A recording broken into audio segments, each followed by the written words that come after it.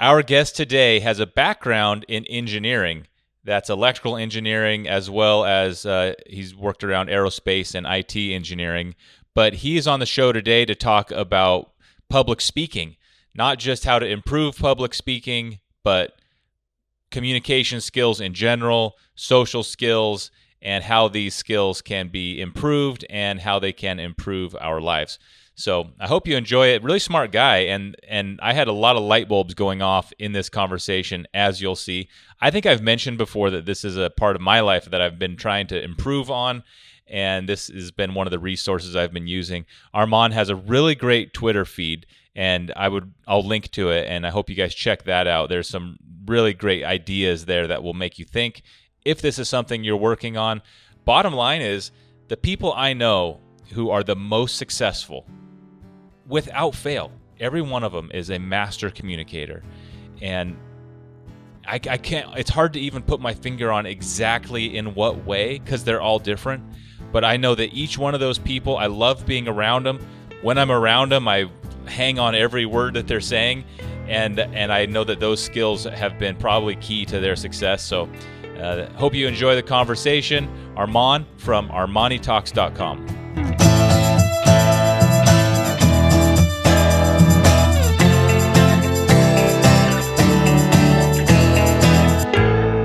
First of all, thank you for coming. And the way I'm kind of wanting to do this, I've got a short list, and I'm imagining like a lightning round of just giving you some of the questions that I'm kind of, I don't want to say struggling with, but the things that I'm working on and thinking about lately, which is how I came across your Twitter feed, which has been really helpful, by the way. Great work. But the first one is, I almost never do public speaking, like in front of a group. I don't want to. I don't have any interest in it. So can you explain maybe the difference, but also why, even if someone's not doing a lot of public speaking, why improving public speaking in that aspect is beneficial? Well, that's a great question, Nate. One of the reasons that public speaking is beneficial, even if you're someone who's not doing it too much right now, is mainly because you never know when you'll need it. And I'll give you an example. Let's say that you currently have a lifestyle where you're not speaking too much in front of an audience, but suddenly your best friend decides that he's about to marry his college sweetheart and he wants you to be the best man. In this case, a outlier was just thrown at you where you're going to have to do the best man speech. And if you've been preparing ahead of time, this is going to be a great moment for you versus someone who doesn't know public speaking at all. They'll feel good that they were asked, but later on, they're going to be like, why me? Why do I have to speak in front of all these people? And if this is your friend, most likely the people in the audience are people that you know as well, which can build up the nerves more. So, Nate, I would say that it's great to just know. You never know when you'll need it. This is a little like a cultural thing at the moment, but I've seen all these videos of these school board parents coming to schools and giving messages to school boards. Again, it's like a cultural, political thing. But I noticed among some of them who are really good and talented at speaking. So that's a really good point. You never know the exact moment, and it could be a setting like that. But I'm sure, depending on people's work, my work doesn't require a public speaking in terms of real people live in front of me. So but I guess you never know. So my next question, and this is where I think I need the most help. Sometimes when I'm talking to someone, especially over the phone, but even in person, there's like a rhythm that you try to get into where you go back and forth, and it could just be me, but sometimes I really have trouble on the phone, almost like tripping over the other person and having a hard time just communicating efficiently without you know bumping into each other all the time. So number one, to what extent is that a part of public speaking? And number two, what do you say to someone struggling with that? So, what part of that is public speaking is a great question. And that actually ties into the first question, where traditionally, when people think of public speaking, I'm sure they're thinking of a person with a mic speaking in front of an audience, right? That's like the general understanding of it. But I would actually say that nowadays, as more technology is being introduced, the definition of public speaking is evolving as well. So, what you're doing right now is a form of public speaking, but it's different than it was a couple of, I would say, 100 years ago when information technology wasn't a thing. Because a lot of people are listening to your podcast, a lot of people are listening to your YouTube channel. So, in terms of public speaking, I would say it's a gradient rather than just a fixed word. Hmm. Now, with that being said, in terms of conversation, it's level one public speaking, where it's one on one interaction. And whenever there is these sorts of bumping in, where two people are speaking at the same time, that's to be expected because the more that we mature, the more that we become solidified in our personalities. And as we get solidified in the personalities, we start to have thoughts at the same time.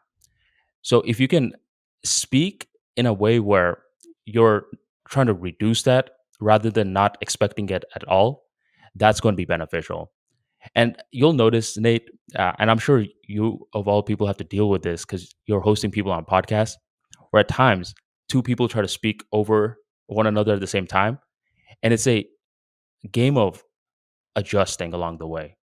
So, to answer the question, it's to be expected, but the game is to just keep reducing it a little bit more.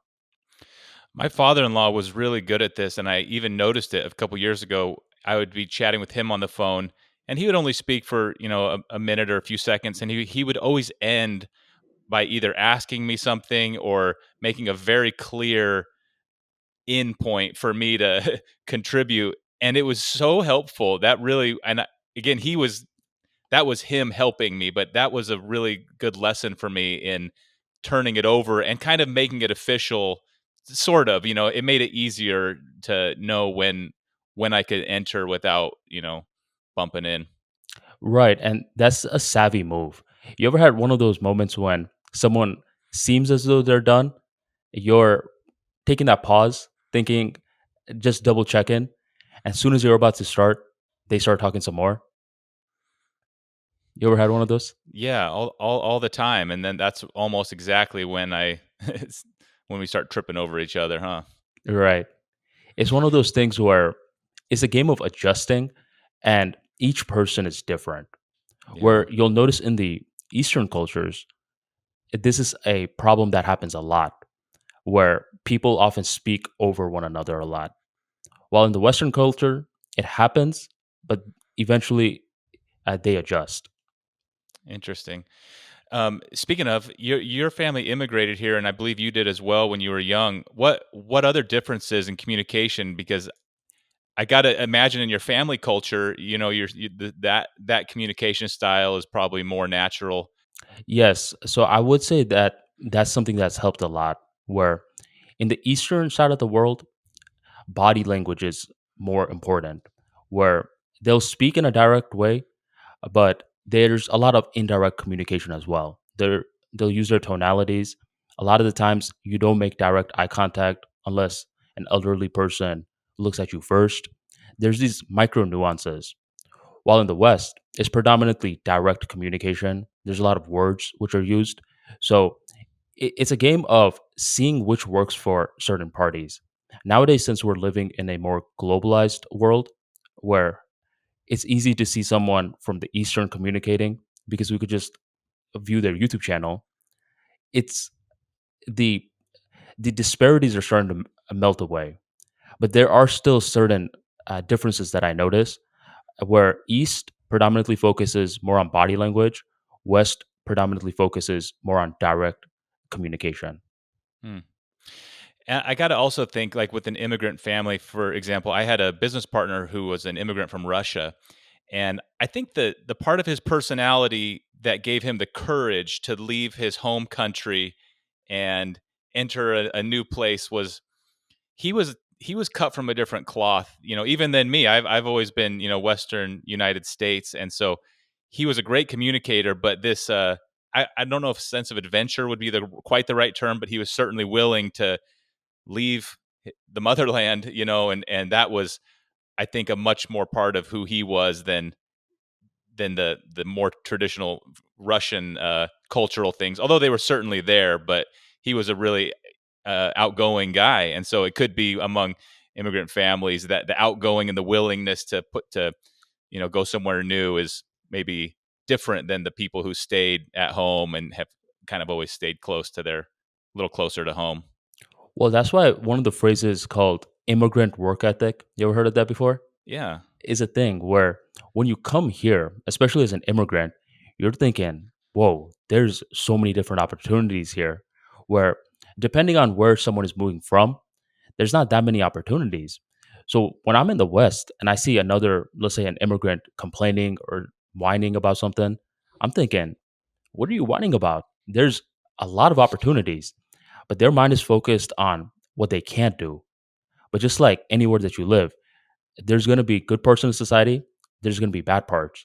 And I would say in the West, there are tons of different uh, things that you could look out for, especially if you start to prime your mind, you start to learn how to communicate. I've seen people with strong accents who are running big businesses because they took the risk and they know where they're coming from. So it's a matter of perspective. And I agree with you in that part where if you're coming here, you're leaving where you're from, there's always that level of guts that you need to have. Yeah. Um, one one area where my communication skills really kind of go out the window is when I get nervous. And I know this especially if it's a call that's sales related or if I'm trying to work out a deal. I used to do real estate and I would be trying to purchase a home from someone, and man, like when I guess that's where the practice comes in, but I could do fine in most settings, but if I was a little bit nervous, my heart was beating a little bit faster, all I would talk I would everything bad about my communication would get worse. I would talk even faster. I would talk over them even more. And I still do this where I would just talk too much. I would just fill I would almost not stop. I'd fill the crack and not be able to get out of my own way. And this was mainly for sales calls. Yeah, yeah, sales calls. Although anytime I would, like I said, was a little nervous for one reason or another, but sales would be the best example. Or if I was pitching a deal or something to a person I really respected or someone who I felt had a some more status than I, and I felt like I had to make a good impression. I almost shoot myself in the foot by just, like I said, talking too much. This is something that deals, I would say, you ever heard of Toastmasters before? Yeah, although I don't really know much about it. I don't know anything about it, but I've heard of it. So this is a public speaking club that's global. So depending on where you live, there should be a chapter near you. And this is useful for someone that's trying to improve their public speaking. So typically, when you're in the club, new members will be assigned a mentor. And that's when the new members who have a lot of speech anxiety, they want to reduce that speech anxiety. And one thing that the mentors often try to do is to get this person with speech anxiety to be clear. What is it that's bothering you? And once this person starts to become clear, they're often traced back to one key issue, which with public speaking, it comes down to the eyeballs. For some reason, people don't like it when there's groups of eyeballs looking at them. And when they can address that as to why that is, they're able to trace back that us as species, we don't like too many eyeballs looking at us because for our ancient ancestors, that normally meant that we did something wrong. And once this person is able to realize this core issue, that's when they have that moment. Oh, okay. I guess I'm more aware now and I was overthinking this. And once they can reach that insight on themselves by getting extremely detailed, that's when the fear starts to reduce in the process. So I would say you're on the right track where you're able to get detailed, where a lot of people just immediately react. You're able to spot this is when it happens, these are the traits, and this are the people that it happens to, which is typically one of the first steps in overcoming the fear. Hmm. I think I'm a relatively introverted person, and I know a lot of people who don't really have any interest in being the center of attention anyways. It's not something that they are comfortable with or it's something that they want to do. There's certainly other people, I don't know, David Lee Roth, the rock star from the 80s who's like they just love it, can't get enough of that attention, but for people who are generally introverted, do these communication skills like pay off in one-to-one communications or small groups, or are there ways that it takes time to get better and invest in improving? But for an introverted person, are there benefits aside from just the one, best man speech that might or might not pop up? Yes. So I had this one video on my YouTube channel a while back called The Introverted Speaker. And what I've noticed is that sometimes the greatest communicators out there are actually the introverts, specifically with public speaking, because most of the public speaking process is done by yourself, where you think of the topic by yourself, you brainstorm, you practice by yourself, and you record the speeches and watch it back by yourself. The only thing that you're doing around people is the delivery part. So oftentimes, introverts make great communicators, but I believe that it's a benefit because it allows you to even feel confident when you are in group settings, where let's say you're in a networking event, you feel that confidence because you know the process of structuring your ideas and articulating it. Where I know introverts, their mind is running pretty fast, right? Especially when they're out in public. Hmm. And once they understand, look, these are certain ways that I could structure my ideas, it becomes easier to alter your personality as well. Where that's when you can turn on a switch where sometimes you're being introverted in certain scenarios, but other times it becomes easier to express the energy and be more extroverted at will. So, Wow. with communication skills, it becomes a remote controller towards your personality. Oh, that's really interesting. Yeah, for people who've worked in like a restaurant or something where you're serving, you have to kind of flip a switch and go into a mode of communicating and being friendly and being extroverted. And when I would leave a job like that or a setting like that, I was always really exhausted and so happy to finally just be done. But the point is that you're right. It is something you can kind of turn on once you figure out how and get past the hard part. And it's like a tool in a toolbox. If you need to use it, you can. Doesn't mean you have to completely change who you are and be the center of every party or conversation, right? Right. And normally, the most charismatic people, Nate, are giving other people the spotlight as well, where they're not going out of their way to be like, hey, guys, look at me and watch me talk the entire time. Some of the most charismatic people we know are asking more questions, they're listening effectively, and Huh. they're contributing strategic points. So that's one thing that I've noticed where introverts and shy people often have that benefit because they know how not to be the center of attention, which is the Huh. essential basis for a lot of social intelligence. Wow. Can you talk a little more about charisma? I've thought about this over the years. My dad is super charismatic. He's the host of our channel, and he's got a talent that he's developed, and he has a God given gift of just charisma. And I can't quite put my finger not just on him, but what charisma even is, if it can be developed. That's a good idea or a good point of asking questions and sharing the attention. Maybe that's one ingredient, but what else is there? So I would say charisma is a line of thinking where when we get to the essential basis of it all, there's two types of thinking. There's me focused thinking, and then there's us focused thinking. The charismatic person often has the us focused thinking. Now, this is different than the people pleaser, where a people pleaser often focuses only on the other person and not at all on themselves. This is not charismatic, and this makes people feel uncomfortable because a people pleaser gives someone too much power that they never asked for, while a charismatic person allows someone to win first and then they allow themselves to win. So, to give you an example, let's say we're having a conversation where you and I, we're not doing this podcast, me and you are just going out for some drinks or something. At this point, I see that you just got a job promotion and I'm asking you about the job promotion. I'm making you the centerpiece. Okay. So I'm allowing you to win because I'm allowing you to speak about yourself. Hmm. Then I try to bring myself into the interaction as well. Because if I do not bring myself in, then I'm just making you high up there and you're not feeling as engaged to me.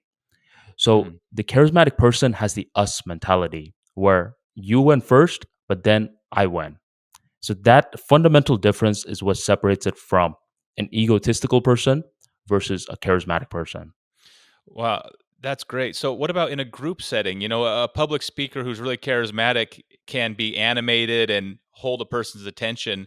So, in a group setting, it's more difficult for, well, you tell me, but it would seem more difficult for the speaker to put the attention on any one individual. So, how does a person, let's say through a video format, come across as charismatic when there's not maybe one person when they're having a drink, to ask about the promotion? How do you do that to a camera or to a group? So to a group is a tad bit different than a camera. So with the group, it's going to be where this charismatic person has to change up the mode and see the people that they're speaking to. If most of the people that they're speaking to are talkative, now this person has to become what I like to call a conductor of energy. They need to try to bring up topics where everyone can participate rather than hyper niched topics. You ever had one of those moments when someone is talking about such a niche topic where other people are just standing there with their hands in their pockets? Yeah. Where this charismatic person has to assess who's in the group. So if they're talkative, you want to start bringing up topics that most people can participate in. If they're pretty quiet, then this person has to go in storytelling mode and now they have to speak up more. So this is predominantly with group interactions in person. In video, one thing to shortcut everything, Nate, is some level of humor. You don't have to be the funniest guy out there, but if you make humor an intent, where you're like, it'll be great if I could make this person laugh at least once, whoever's watching this video, your Yeah. entire personality starts to shift. So those are Huh. the two different ways of tackling it. Being funny is a real high risk, high reward thing because if you take a shot at a joke or making somebody laugh and it doesn't hit, which has happened to me actually on this podcast a few times, and I don't know if the audience got it, but at least the people I was talking to, maybe they weren't expect if it maybe if the humor is not expected, then they're not even thinking something could be humorous. But point is, it's definitely a risky thing too, right? If it doesn't work, then now you kind of uh, opened yourself up to maybe some doubt or something. Some doubt, some silence, and that's just a part of the game. Where Yeah, with charisma, it's taking you from a Newtonian view of reality where everything's fixed to a quantum view where things are probabilistic. Sometimes it's going to work, other times it's going to fall flat. yeah, And what's even more confusing is when a joke works perfectly with one person, but someone else doesn't laugh at all. And this is when yeah, charisma is being exercised even more, even though it doesn't seem like it, because it allows you to be more bold if you don't alter too much in the future. So rather than being the person who's like, oh, whoa, this guy didn't laugh at my joke, I'm not going to tell any more jokes. But instead, you're the kind of guy that's like, this is one of many people out there, and this person didn't find me funny, but I'm going to keep the jokes going because someone yeah, else may. And your yeah. dad, I mean, you were mentioning your dad, who's you mentioned was a pretty charismatic guy. I'm pretty sure where tons of people view him as charismatic, one or two people are probably like, "What's the hype about?" And that's just the dualistic nature of dealing with people. Some people love you, some people are like, I Yeah. don't really get it too much.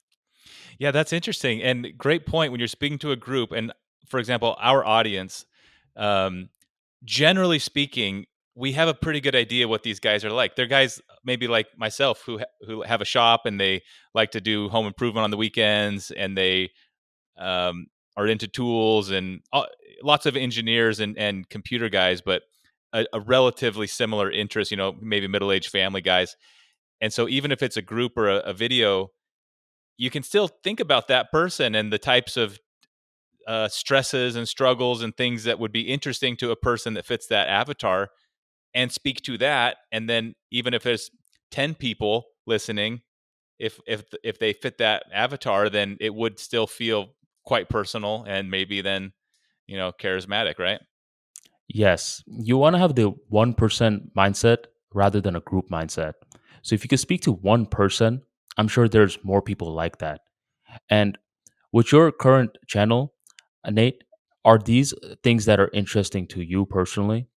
Tools and Yeah, yeah, tools. definitely. It's the same things that I'm interested in. That's right. That's perfect. So, one cheat code, let's say you're some form of a content creator and you're trying to show more of your personality through the written word. Let's say you're trying to write a blog. Then a smart thing to do is to write to your younger self. And if you can write to your younger self, which basically means, let's say you're a 25-year-old person, write to your 20-year-old self or your 5-year-old self, giving yourself advice. You'll notice that your personality naturally is warmer because you're speaking to one person Hmm. and you're hyper targeted on their needs and desires. So, this is a cheat code to be more charismatic in content creation form.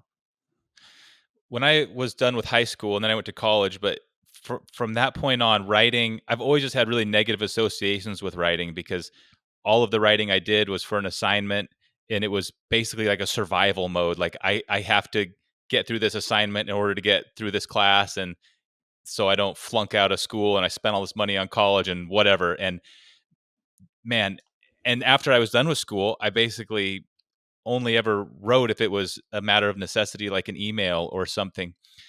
So, can you? This is a good segue, but can you talk a little bit about writing, how that overlaps with communicating and speaking? I don't write. It's something I kind of know I need to address and like deal with and get over my sort of bad associations with it. But how is writing and communicating um, related, or what are where are the overlaps? I would say there's a huge overlap, Nate, mainly because writing allows you to freeze your thoughts and it allows you to analyze your thoughts. And from there, you could see where there's gaps in your understanding and where you surprise yourself. Good writing is when you're thinking, did I just write that? And to write better, we have to unlearn a lot of the things that we learned in school. Because in school, they got us focused on the grammar, the spelling, the punctuation. Exactly. Yeah, which is good in the real world too, but it's secondary. The most important thing in the real world is doing your best to write like you talk. And that's something that's difficult in itself because we're consistently evolving as people. So, to answer your question, writing allows you to freeze your personality, to analyze your personality, and this makes you a better speaker in the process because you have conviction now behind your words. And I'll just give you one example to tie this all together. There's this one public speaker that I came across when I used to be in Toastmasters, and he was my mentee at the time. And in the beginning stages, he kept on trying to put on this act where he wanted the audience members to like him. That was the narrative that he was operating with in terms of creating the speech. So eventually, myself and one of the other members, we told him to write a paragraph regarding himself. What is one thing about himself that he's done that we would never be able to expect before? And apparently, this guy that was trying to impress others was the valedictorian of his class, and he wasn't poised to be the valedictorian. He was doing poor in his schooling in the beginning stages. So this was surprising. So I'm like, dude, speak about that. And at this point, he had his material already written and he pretty much just put it into words. And that was congruent with himself as a person versus what he was doing before. So writing allows you to control your mind better, which allows you to speak better as well. What about Twitter? You have a really great Twitter account, but writing on, and I've never even posted maybe just a handful of tweets, but is that related to writing? Do you use that as kind of the process to writing longer things? And would you recommend that as a place for people to? I mean, it is still writing, I guess, even though it's short. How do you use Twitter? Absolutely. I use Twitter as a public journal. So most of the stuff that I write there are advice to my younger self. And the reason that Twitter is powerful is because it allows you to crystallize your thoughts, get to the point, And every now and then, when a tweet is doing well, you could turn it into a thread, which means you turn it from one tweet and then you add onto it. So it allows for short form writing along with long form writing, and it allows you to do what I call attractive writing, where nowadays a lot of comedians are testing out their jokes through tweets before they take it on stage. So Twitter is dynamic. I think it's one of the best platforms to become a clearer communicator. Hmm. So I don't know if being an introvert is exactly the same as being a private person, but I know they're similar because myself, obviously, I've like given up all privacy with our YouTube channel, so I understand that.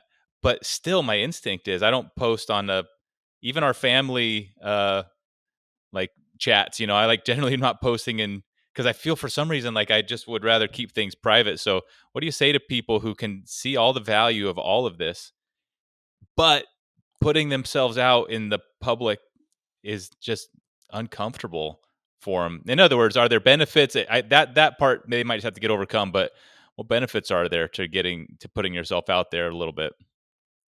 Well, I think it also depends on the business model, where for some people, it's a part of their business. Where for you right now, there's a YouTube channel along with other features. Where my personal philosophy is I'm also a private guy as well. I don't like to share too much about me. And I think the more that you create, the more that you're able to toe that fine line, Yeah. where you're able to keep it about the skills first, where the Armani Talks brand is predominantly built around soft skills. That's what I keep the center focus on, and I don't make it too much about me. Um, but I feel like I'm still not answering your question. To answer your question, what value is there in giving up a little bit of privacy? I believe that one of the values is that you start to build an audience who can resonate with you more. So you don't have to go super detailed, but every now and then, if you go detailed and you talk about a painful moment from your life, there's someone else from a different part of the world that can connect at that point, and then they start to empathize with you more. And through that empathy process, it's easier to learn from that person versus a person who always seems perfect. Do you see what I'm saying? Yeah. Yeah, that's great. I had a guest on, and I want to say his name's Brad from A Finer Touch Construction, and he had this great point, and I'm going to make it again because it's just so great. He was starting his construction business and reached out to some architects that he wanted to work with to design some homes that he wanted to build for some clients, and the architects are like didn't even take his call. They're so busy, you know, like, and they didn't know who he was.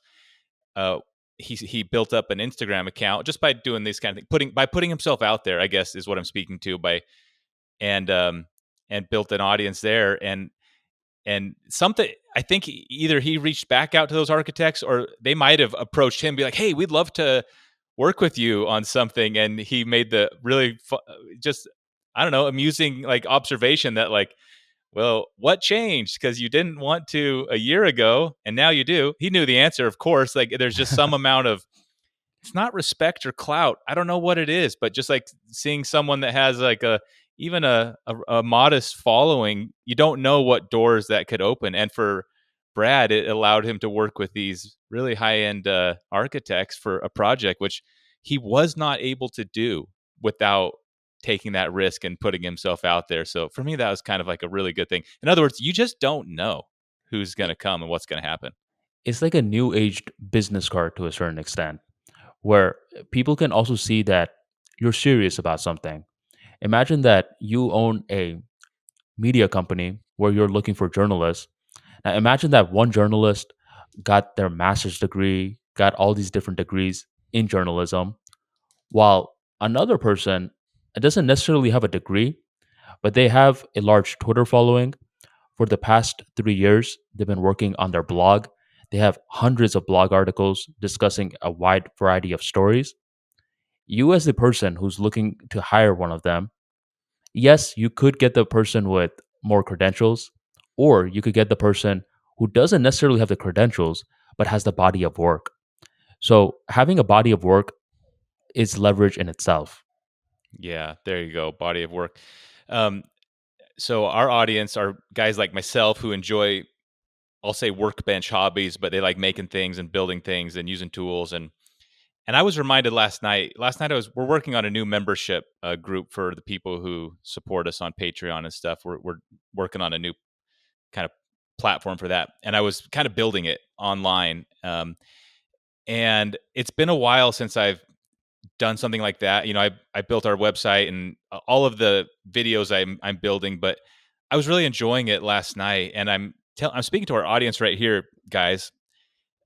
There is some real overlap in building, and I'm sure, and actually, I felt this when I'm maybe writing an outline for a video, creating something, even if it's on your computer or writing or something that is not completely unrelated from building whatever project in your shop. There's a similarity there. There's overlap of building. I'm sure coders, guys who are writing code, feel this all the time. They write some big program or piece of code, and they can sit back and just look at it and kind of be like, I just did look that. at it. I did that. I Yeah. did that. And what about writing? Do you feel that way with, like, I don't know, I guess articles and blog posts? Is that, do you get that feeling like you're creating, building?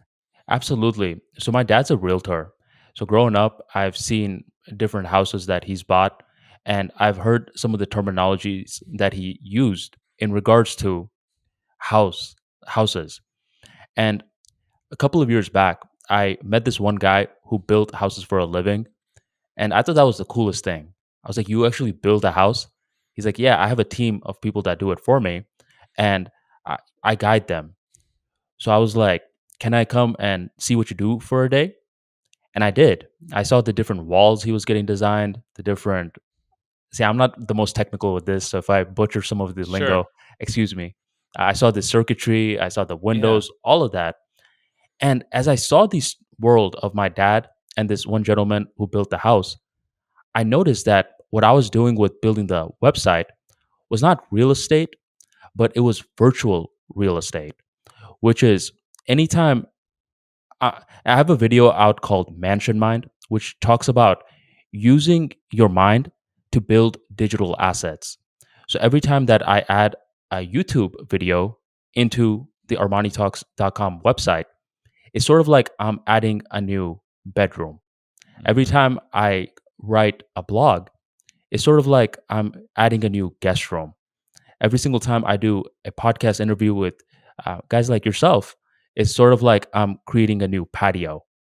And if you can view your content in this regard, where you have an analogy with something offline, now it makes digital work much more fulfilling.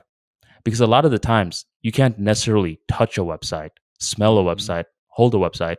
But if you can find these parallels between online and offline, it makes you feel like a builder as well. Um, this is reminding me of this other point that I think matters for people, which is someone, let's say, who's quiet or introverted or private. Let's think of that all as the same thing. That person, and I'm thinking about myself, can instantaneously change when they are talking about something they understand completely. For example, my dad, we do some videos that we kind of have to make, I'll say, like, for maintenance of the channel. For example, we just finished building a house and we had to make some videos letting our audience know that it's going up for sale, just kind of uh like housekeeping type stuff. And he does great with all that. But if we're doing a video and it's like the difference between recycled steel and brand new 4140 for blacksmithing a knife, if that's the video, it's like, just hold on, because he will just blow up and just put so much stuff. He just lights up instantly compared to if I'm like, okay, we got to this. And I've seen that before with other people who I thought were a little dry. Hmm. When you are talking about something that they have a lot of expertise about, they can talk about it for half a day straight and be totally animated. And I think that happened to me in school, where I was required to write about things that I didn't care about. In fact, at one point I had to do a paper on, like, African elephants, and really neat. Like, I believe me, it was interesting and it could have been worse, but I don't have any knowledge about African elephants that I was able to, like, dig into to write this Right. paper. Or I just had to rephrase what some other people wrote, as opposed to there were other things that I had some like personal experience or expertise on. I could have really had a different experience with. Go ahead. well, and you didn't have an emotional connection with it. Where Right. when there's no emotional connection, now it becomes a chore rather than something that's play. Where with your dad, when he was talking about the steel Yeah. stuff, that was play for him. That wasn't work. Exactly. Yeah, that's right. And some of our listeners here, in fact, you have an engineering background as well, but there's aspects to, let's say, engineering that most people wouldn't find interesting, but when you're deep in it, it matters. There's some really important and some nuance that if you were speaking to a room full of engineers, it'd be a different conversation. So it might not be a bad idea for people to even, have those conversations, uh, even as a starting spot, because that's what you know a lot about. So you don't have to get out over your skis talking about something that's, out of your closely held comfort zone, right? Right. You want to be speaking about something that you're interested in, and then you can speak it in a language that interests other people as well. Where, for example, since we're speaking about engineering, for the longest time, it's as though some of my professors got paid on who could bore us the most because they Yeah. had us just, memorizing these formulas, capacitors, diodes, but we never saw it, which didn't make it real for us. We saw these symbols in textbooks, and that's about it. But later on in our journey, once we actually saw the diodes, the capacitors, the battery, and we used it in order to make a radio, now this concept became alive. So if a person is in a technical position, if they can find a way to use this knowledge and make it captivating to someone else, where if you just look at most people, they have this big sticker on their forehead that writes, "So what? What's in it for me?" And Mm. if you could bridge that from your technical understanding to what's in it for them, now it becomes interesting and both parties win. You get to talk about your passion and they get to learn in the process. That's great. I'll put you on the spot a little bit. Is there a public figure or someone that people would know who you think is one of the most engaging public speakers? Let's say classically, like speaking to audiences, that you think is just top of the game. Obama was amazing, but anybody besides President Obama? Well, I loved Barack Obama. Another guy that I like, and he doesn't get enough credit in my opinion, is Jeff Bezos, Oh, where he is, whenever I give him as an answer, they're like, "But Jeff, really?" And I believe he's an excellent communicator and one of the best out there for a few reasons. Number one, he has complex knowledge that he can simplify. Where when you hear him speaking, he's not saying anything where I'm like, "Wait, what? What did he just say? I didn't understand that." Simple delivery. Another thing that he does is that he's a tad bit goofy, where if you're goofy and you don't know how to use it, then it can alter your message in a negative way. But he knows how to use it, where typically, if you listen to one of his interviews, he keeps repeating the phrase customer obsession. Now, normally repeating it that much times isn't something that's normal, but that's now his brand because he's a tad bit goofy in that regards. hmm. And the third part is that he has simple body language. Nothing is over the top. So I think Jeff Bezos is someone that's underrated and he's crystal clear in his communication. Interesting. I listened to a speech from a guy that I really, really like, and I've listened to for years, and it was so animated and so intense that it was a little much for me. And I remember thinking, like, it's not quite my style. It was one of the first times I'd ever felt that way. From this is a podcast I listened to, and I remember thinking, like, that's a little much. So there's definitely something to be said for I don't know about subtlety, but it doesn't have to just be like, fire and brimstone and dazzling kind of um, theatrics, right? Absolutely. And that's the thing with communication, where everyone has a different style. Where I did a breakdown one time of the difference between Barack Obama and Donald Trump's delivery style, and it's almost night and day. Yet they held the same position for a while. And you'll notice that different types of people resonate with both of the groups. So it honestly depends on your authentic style and then which people are willing to embrace that style.